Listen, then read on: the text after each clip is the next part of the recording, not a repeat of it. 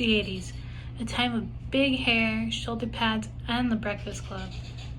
Now, most of us can agree that the 80s were a cringe memory. However, there are some people who have failed to delve into a certain culture that was buried beneath the knee socks and Michael Jackson. That's the punk scene.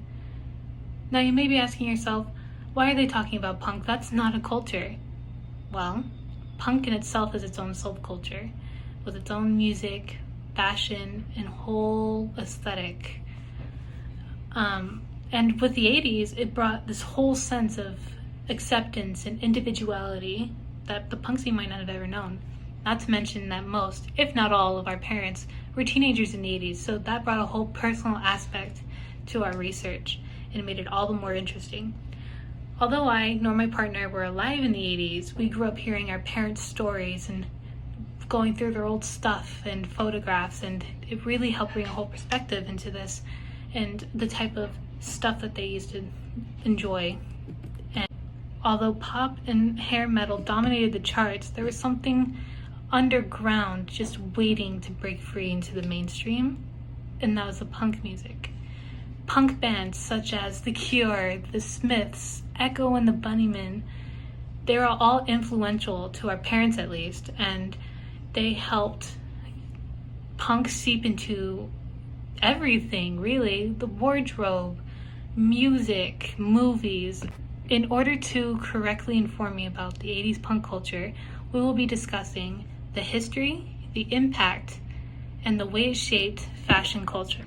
So, punk notably began in the mid-70s. According to the No Future website, prior to the inception of what is seen as the classic punk scene in England from a period of 1975 to 1979, there was a style of music becoming an underground success in the United States. So it started in England and then it fully submerged to the United States, where it became more popular. As the hippie movement came from the beatniks, punk came from the hippie ideals of being one's own person. So they adapted their own beliefs and their own style from the hippie movement and made it their own. So punk rock was an establishment and nonconformity. It was violence, rioting, and destruction. A lot of punks were known and are still known up to this day for being destructive. Of course, now it can be considered as a stereotype. Not all of them are like that, but for the most part, in the 70s and 80s, that's what they were basically known for. It was also believed that, and still is actually, that punk was a social movement, not just in music.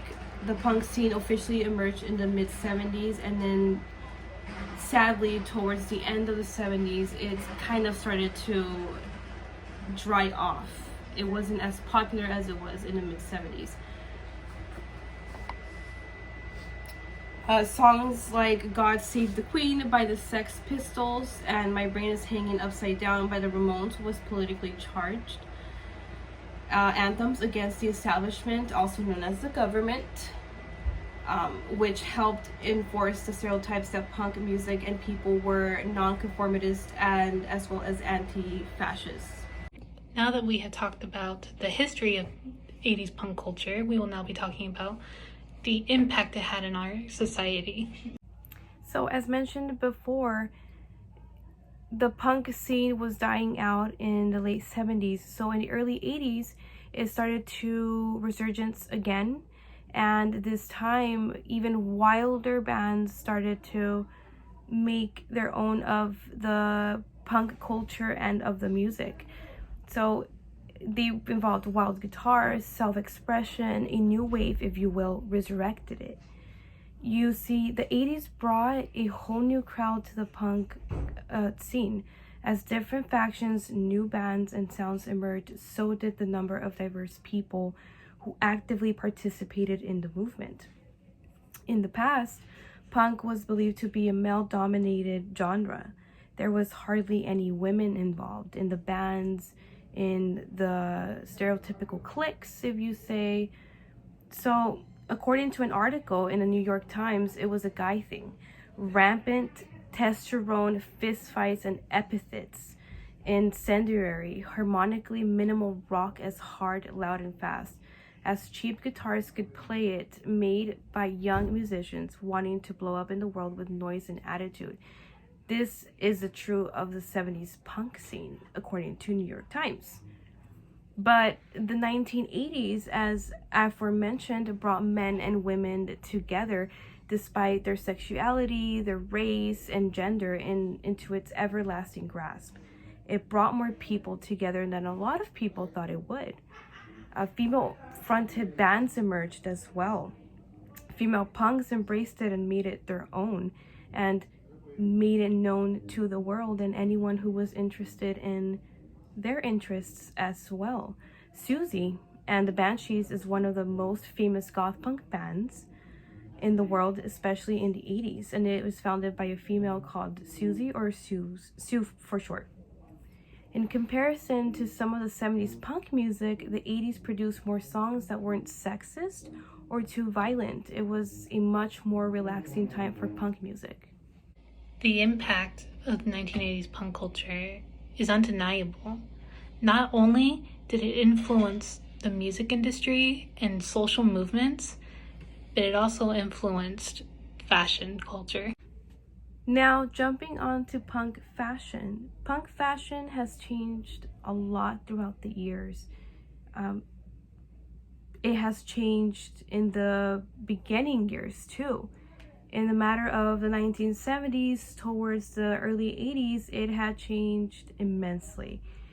I guess you can say it started off as wearing like loosely fitted jeans, ripped jeans, Levi's, with band t-shirts, bands screen printed on the t-shirts with black leather jackets.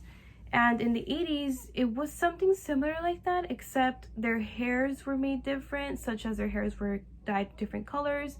Their hairs were styled in unique ways that would call the attention. Their makeup was very dark, and there was some eye designs going on, such as eyeliner, lipstick, even piercings. Men and women really went against norms, and they brought this whole new fashion liberty to the punk culture. And many conservatives disagreed with this.